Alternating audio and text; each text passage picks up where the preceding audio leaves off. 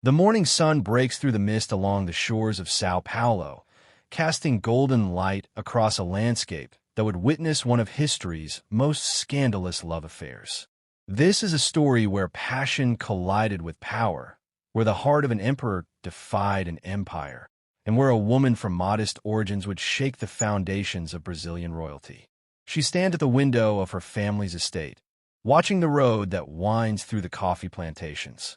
Domitila de Castro Canto e Melo, 27 years old, beautiful in a way that poets would struggle to capture.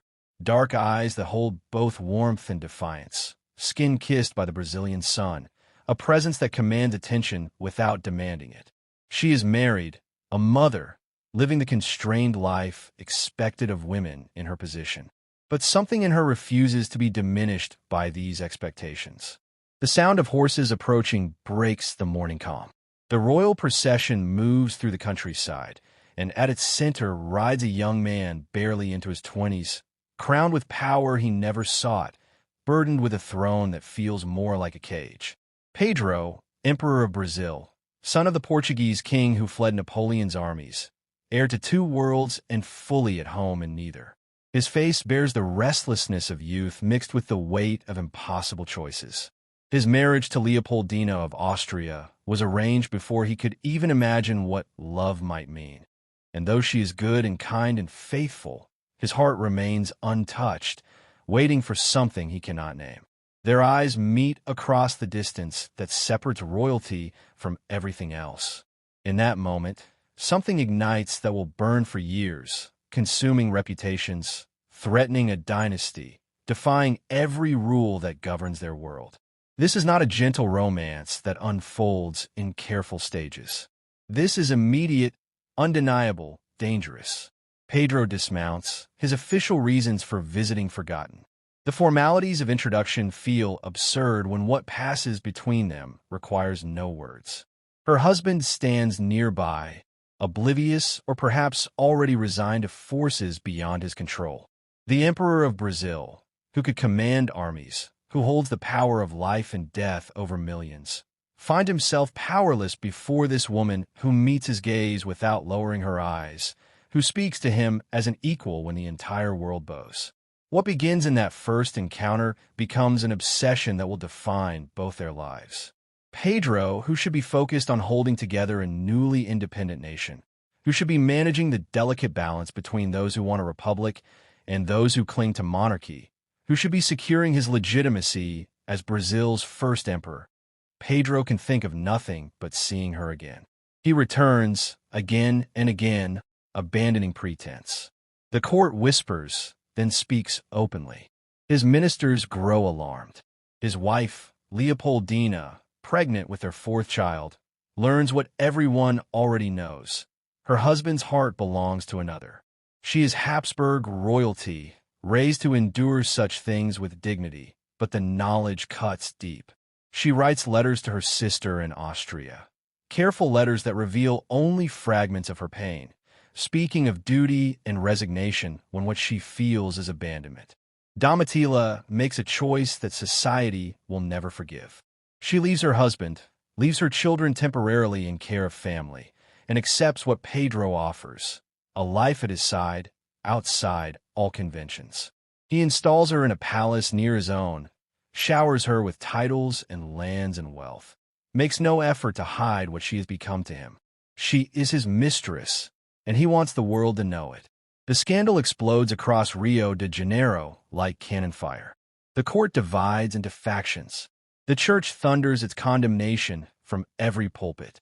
Political enemies see an opening, a weakness in the emperor that can be exploited. But Pedro, for perhaps the first time in his young life, refuses to be moved by pressure. He has spent his entire existence being told what to do, by his father, by his ministers, by the weight of crown and constitution. In this one thing, he will not bend. Domitila proves herself more than just a beautiful distraction. She is intelligent, politically astute, capable of understanding the complex forces threatening Pedro's reign. When he rages against his advisors, she calms him. When he despairs at the impossible demands placed upon him, she steadies him. She becomes his confidant, his refuge, the one person in his world who wants nothing from him except his presence. But the empire will not be ignored. Brazil teeters on the edge of chaos. The provinces threaten rebellion. The treasury bleeds money. The war with Argentina over Uruguay drains resources and lives.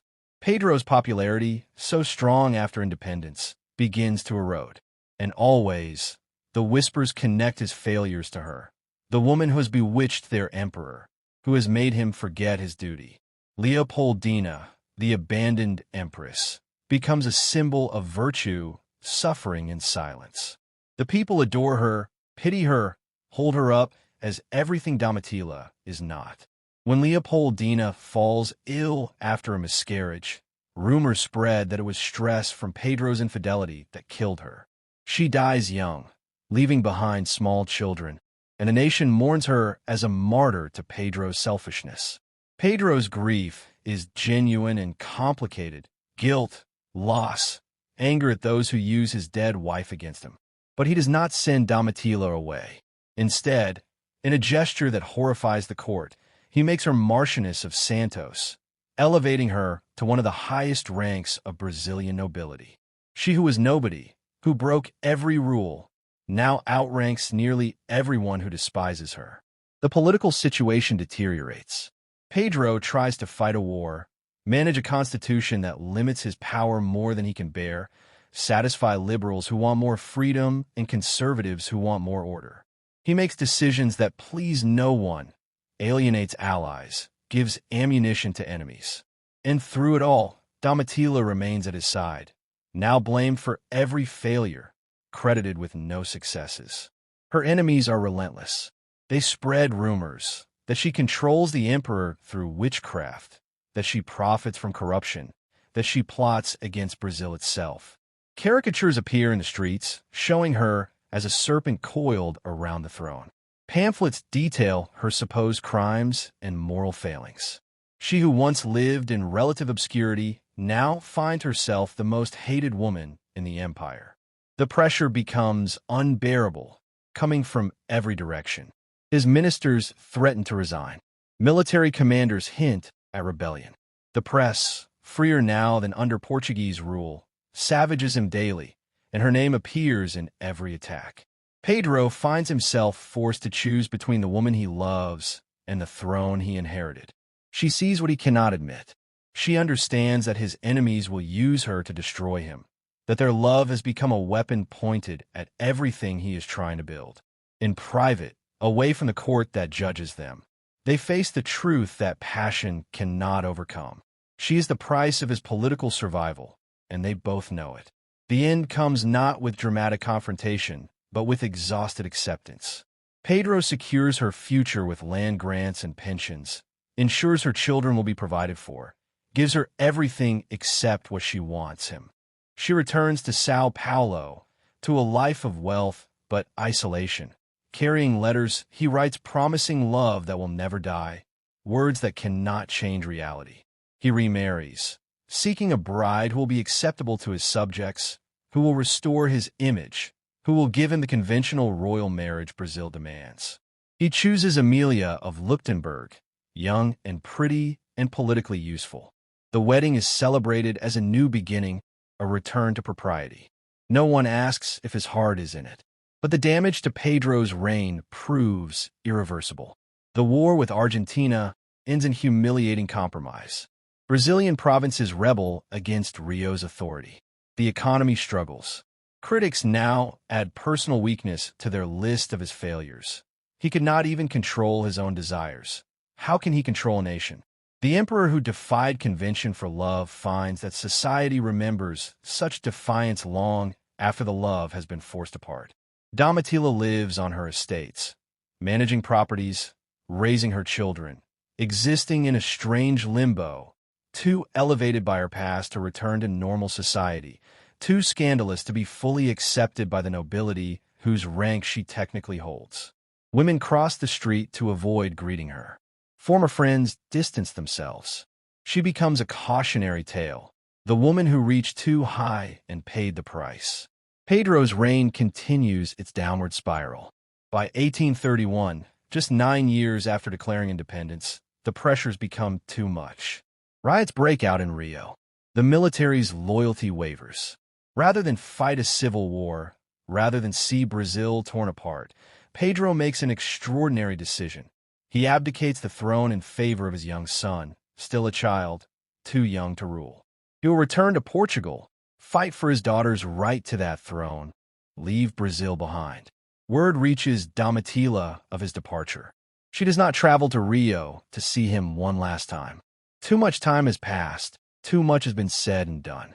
Their story ended years before, killed by politics and pressure and the impossible weight of empire. What remains are memories and letters and the knowledge that what they had, however brief, however condemned, was real. Pedro sails for Europe, never to return to Brazil. He will fight a war in Portugal, secure his daughter's crown, die young from tuberculosis at 35, worn out by battles and regrets. His last letters speak of Brazil, of mistakes made, of a love that cost him everything. Domitila lives to see the world that condemned her pass away. The Brazil of empire and aristocratic privilege gives way to new ideas, new structures. Her children make advantageous marriages. Her grandchildren grow up in a society that barely remembers the scandal that once consumed the nation. She survives into old age, carrying until her death the private truth of what she and Pedro shared, refusing to justify or apologize for choices she made when young and in love, and believing that passion could conquer everything. History judges them harshly. The emperor who let desire cloud duty, the mistress who corrupted a reign, the scandal that weakened an empire. Political historians see Pedro's obsession with Domitila as emblematic of his failures, evidence of poor judgment, inability to separate personal desire from political necessity. They catalog the ways his relationship with her damaged his reputation, undermined his authority, gave weapons to his enemies. But this judgment misses something essential in the human story beneath the political facts. Pedro was crowned at 22, given an empire he had not sought, married to a woman he respected but did not love, surrounded by advisors who saw him as a tool for their own ambitions. In Domitila, he found something real, someone who saw him rather than his crown, who offered refuge from the crushing weight of duty and expectation. And she, living in a world where women were property passed from father to husband, where every choice was made for them, where passion was meant to be suppressed and denied, she chose to live by her own desires, accepting all consequences. She became the most powerful woman in Brazil through sheer force of personality and the depth of feeling she inspired in an emperor.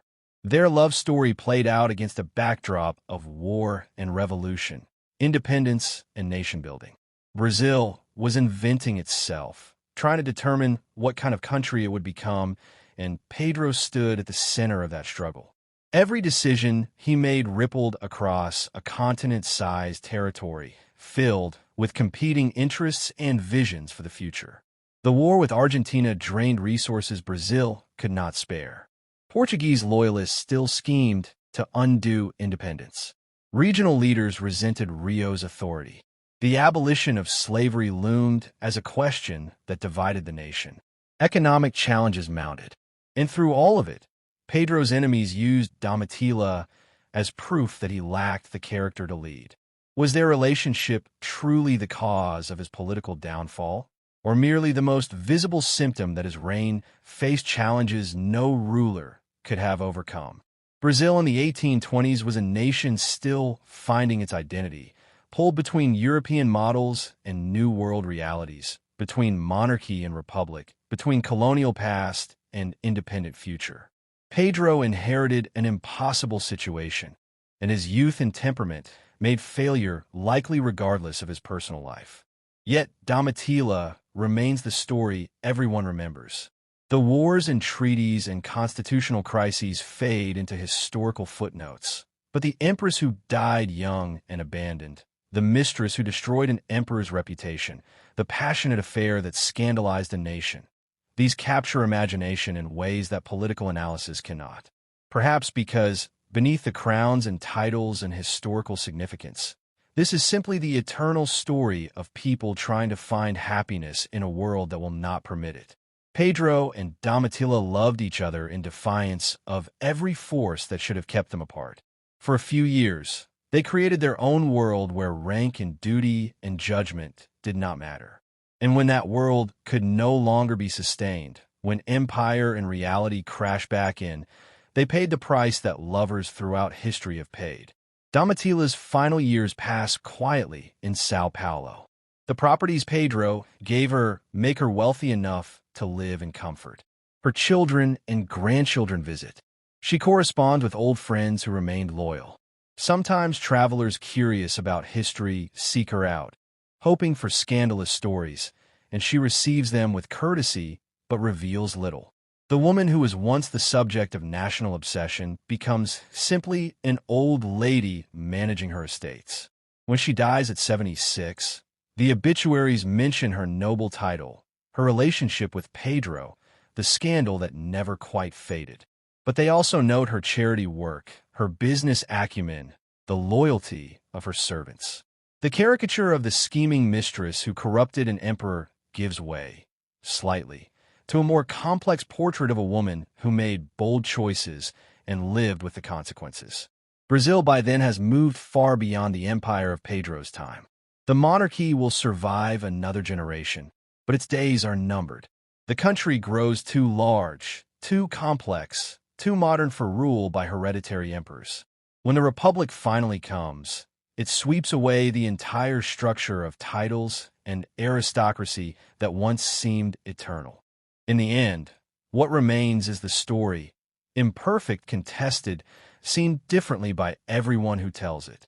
Some see a great love that transcended social barriers, proof that genuine feeling cannot be contained by convention. Others see a cautionary tale about the dangers of letting personal desire override duty and responsibility.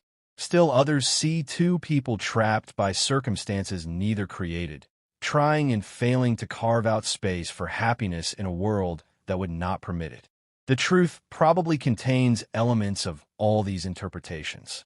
Pedro and Domitila were neither heroes nor villains, but humans, flawed, passionate, making choices that seemed right in the moment and living with consequences that extended far beyond what they imagined. Their story unfolded in palaces and state chambers, but at its heart were the same questions anyone faces when trying to balance personal fulfillment against social obligation, when deciding whether to follow rules or follow the heart. The empire Pedro and Domitila knew is long gone, swept away by time and change. The scandal that consumed them has faded into history. But their story endures because it speaks to something timeless in human experience: the desire to love freely, to be seen and known completely, to find that one person who makes you feel fully alive, even when the whole world stands opposed. They found each other, loved each other, paid the price for it, and carried the memory of it until their deaths. In the calculus of history, their affair may have been a political disaster. In the ledger of human experience, it was simply two people grasping for something real in a world of artifice and obligation, and refusing to pretend they had not found it.